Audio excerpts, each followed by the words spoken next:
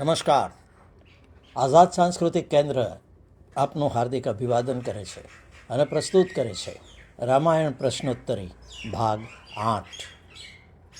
આપના જવાબો નોંધી રાખો.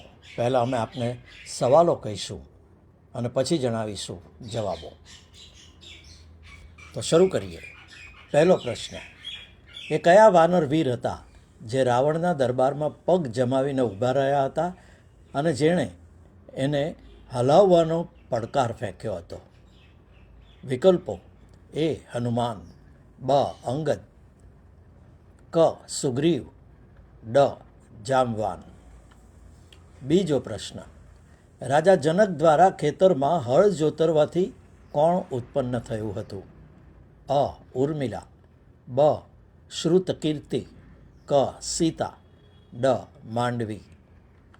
ત્રીજો પ્રશ્ન: જે 10,000 મહારથીઓ સાથે એકલો જ યુદ્ધ કરવામાં સમર્થ હોય એને શું કહેવાતું હતું? અ અર્ધરથી, બ અતિરથી, ક રથી અને ડ મહારથી. ચોથો પ્રશ્ન: એ કયા રાજા હતા જેણે પોતાના પુત્રને પોતાનું વૃદ્ધત્વ આપીને એનું યૌવન લઈ લીધું હતું? અ અંબરીશ, બ ગય, ક દશરથ, ડ યયાતિ. પાંચમો પ્રશ્ન: મહર્ષિ વાલ્મીકીનું નામ વાલ્મીકી કેમ પડ્યું? અ મરા જપવાને કારણે, બ રામાયણની રચના કરવાને કારણે, ક તપસ્યા કરતી વખતે વાલ્મીક યાને બાબીથી ઢંકાઈ જવાને કારણે અને ડ લૂંટમાર કરવાને કારણે. છઠ્ઠો પ્રશ્ન: મેઘનાદનું એક નામ ઇન્દ્રજીત કેમ હતું?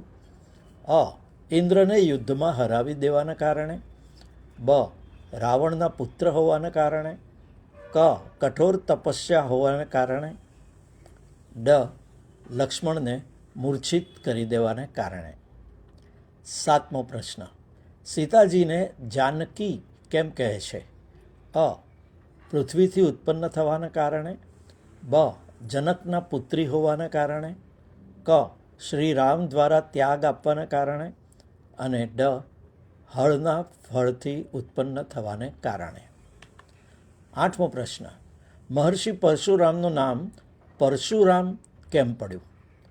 અ ક્ષત્રિયોનો સંહાર કરવાને કારણે, બ અત્યંત ક્રોધી હોવાને કારણે, ક પરશુ ધારણ કરવાને કારણે અને ડ શિવ ભક્ત હોવાને કારણે. નવમો પ્રશ્ન: સરયુ નદીનું નામ સરયુ કેમ પડ્યું? અ તીવ્ર ગતિથી વહેવાને કારણે, બ અનેક ધારાઓમાં વહેવાને કારણે, ક બ્રહ્મસર યાને માનસથી નીકળવાને કારણે અને ડ અયોધ્યાની નજીક વહેવાને કારણે. દસમો પ્રશ્ન: પ્રસિદ્ધ ગજરાજ ઐરાવતનું નામ ઐરાવત કેમ પડ્યું?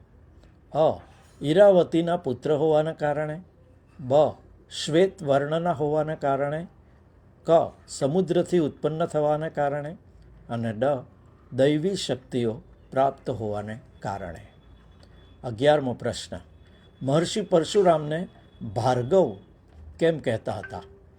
અ શિવના ભક્ત હોવાને કારણે, બ ક્ષત્રિયોનો સંહાર કરવાને કારણે, ક ભૃગુ વંશમાં જન્મ ધારણ કરવાને કારણે અને ડ અતિ ક્રોધી હોવાને કારણે. 12મો પ્રશ્ન: રાજા સગરનું નામ સગર કેવી રીતે પડ્યું? અ ગર યાને વિષ સહિત જન્મવાને કારણે, બ સાગર યાને સમુદ્રમાં સ્નાન કરવાને કારણે, ક સમુદ્ર સાથે યુદ્ધ કરવાને કારણે અને ડ સમુદ્રને ખોદાવ્યો હતો એ કારણે. 13મો પ્રશ્ન: ઇન્દ્રને દેવરાજ કેમ કહે છે? અ અસુરોને પરાજિત કરવાને કારણે, બ વૃતાસુરનો વધ કરવાને કારણે, ક દેવતાઓના રાજા હોવાને કારણે અને ડ ઐરાવત હાથીની સવારી કરવાને કારણે. 14મો પ્રશ્ન: શિવજીનું નામ નીલકંઠ કેમ હતું? અ નીલકંઠ પક્ષીને અભયદાન આપવાને કારણે, બ નીલા રંગના હોવાને કારણે, ક હલાહલ વિષ પીવાથી કંઠ ભૂરો પડી જવાને કારણે અને ડ શરીર પર રાખ લપેટેલી રહેવાને કારણે. 15મો પ્રશ્ન, રાક્ષસોને યાતુધાન કેમ કહે છે? અ. બ્રહ્મા દ્વારા વરદાન દેવામાં આવ્યું હોવાને કારણે. બ. અતિ વીર અને પરાક્રમી હોવાને કારણે. ક.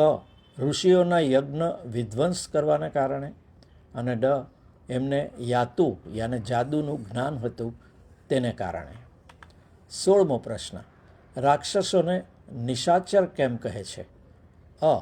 એમની કુરૂપતાને કારણે. બ. માંસભક્ષી હોવાને કારણે. ક.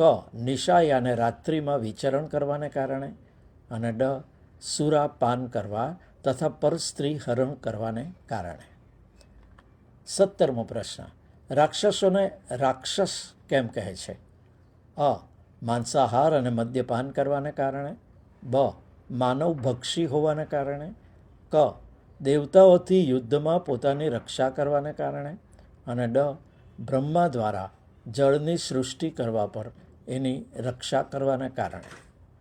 18મો પ્રશ્ન, ભરતના માતા કૈકેયીનું નામ કૈકેયી કેવી રીતે પડ્યું? અ. દશરથ પાસે વરદાન માંગવાને કારણે. બ. રામને વનમાં મોકલવાને કારણે. ક. દેવ અસુર સંગ્રામમાં દશરથનું સારથ્ય કરવાને કારણે. અને ડ. કેક્ય દેશના રાજકુમારી હોવાને કારણે. 19મો પ્રશ્ન, મેઘનાદનું નામ મેઘનાદ કેવી રીતે પડ્યું? અ. મંદોદરીના પુત્ર હોવાને કારણે. બ. જન્મતા જ મેઘ સમાન ગર્જના કરવાને કારણે. ક. સુલોચના સાથે વિવાહ કરવાને કારણે. અને ડ. કઠોર તપસ્યા કરવાને કારણે. 20મો પ્રશ્ન, સીતાજીને સીતા કેમ કહે છે? અ. રાજા જનકની પુત્રી હોવાને કારણે. બ. ખેતરના કુંડમાં જન્મ લેવાને કારણે. ક. શ્રીરામ સાથે વિવાહ કર્યા હોવાને કારણે. અને ડ. સ્વયંવર દ્વારા લગ્ન થયા હોવાને કારણે. તો મિત્રો, આ હતા એ 20 પ્રશ્નો જેના જવાબો આપે તૈયાર કરવાના છે. તો હવે અમે આપને જણાવીએ છીએ આ પ્રશ્નોના જવાબ. આપે તૈયાર કરેલા જવાબો અહીં ચકાસી શકો. તો આવો શરૂ કરીએ જવાબો મેળવવાનું. પહેલો પ્રશ્ન હતો, એ કયા વાનર વીર હતા જે રાવણના દરબારમાં પગ જમાવીને ઊભા રહ્યા હતા અને જેણે એને હરાવવાનો પડકાર ફેંક્યો હતો? જવાબ છે બ. અંગદ. બીજો પ્રશ્ન, રાજા જનક દ્વારા ખેતરમાં હળ જોતરવાથી કોણ ઉત્પન્ન થયું હતું? ક. સીતા. ત્રીજો પ્રશ્ન, જે 10,000 મહારથીઓ સાથે એકલો જ યુદ્ધ કરવા સમર્થ હોય એને શું કહેવાતું હતું? બ. અતિરથી. ચોથો પ્રશ્ન, એ કયા રાજા હતા જેણે પોતાના પુત્રને પોતાનું વૃદ્ધત્વ આપીને એનું યૌવન લઈ લીધું હતું? ડ. યયાતિ. પાંચમો પ્રશ્ન, મહર્ષિ વાલ્મીકીનું નામ વાલ્મીકી કેમ પડ્યું? ક. તપસ્યા કરતી વખતે વાલ્મીકી અને બાંબીથી ઢંકાઈ જવાને કારણે. 6. મેઘનાદનું એક નામ ઇન્દ્રજીત કેમ હતું? અ. ઇન્દ્રને યુદ્ધમાં હરાવી દેવાને કારણે. 7મો પ્રશ્ન હતો, સીતાજીને જાનકી કેમ કહે છે? જવાબ બ. જનકના પુત્રી હોવાને કારણે. 8મો પ્રશ્ન, મહર્ષિ પરશુરામનું નામ પરશુરામ કેમ પડ્યું? જવાબ ક.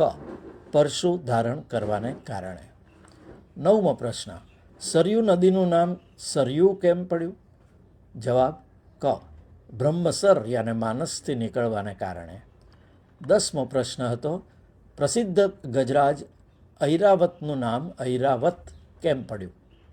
જવાબ અ. ઈરાવતીના પુત્ર હોવાને કારણે. 11. મહર્ષિ પરશુરામને ભાર્ગવ કેમ કહેતા? જવાબ ક. ભૃગુવંશમાં જન્મ ધારણ કરવાને કારણે. 12મો પ્રશ્ન, રાજા સગરનું નામ સગર કેવી રીતે પડ્યું? જવાબ અ. ગર યાને વિષ સહિત જન્મવાને કારણે. 13મો પ્રશ્ન, ઇન્દ્રને દેવરાજ કેમ કહે છે? જવાબ ક. દેવતાઓના રાજા હોવાને કારણે.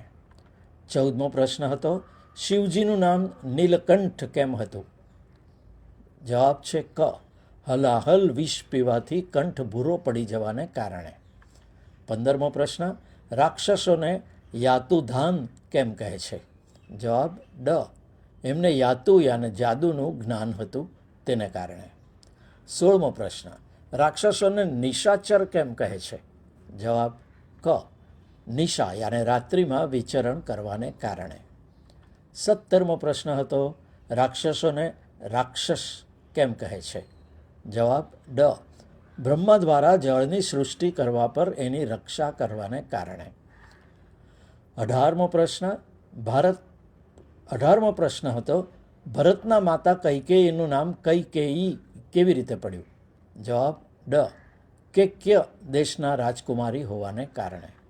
19મો પ્રશ્ન હતો, મેઘનાદનું નામ મેઘનાદ કેવી રીતે પડ્યું? જવાબ બ. જન્મતા જ મેઘ સમાન ગર્જના કરવાને કારણે. 20મો પ્રશ્ન હતો, સીતાજીને સીતા કેમ કહે છે? જવાબ છે બ. ખેતરના કુંડમાં જન્મ લેવાને કારણે. તો મિત્રો, આ હતા રામાયણ પ્રશ્નોત્તરી 8મા ભાગના પ્રશ્નો અને એના જવાબ. અમને ખાતરી છે કે તમારા ઘણા બધા જવાબો સાચા પડ્યા હશે. તો આવતા રવિવારે રામાયણ પ્રશ્નોત્તરીના વધુ એક ભાગમાં ભેગા થઈશું. ત્યાં સુધી જય રામજી કી. આ કાર્યક્રમની પ્રસ્તુતિ કરી આપના મિત્ર નરેશ કાપડિયાએ. જય શ્રી રામ.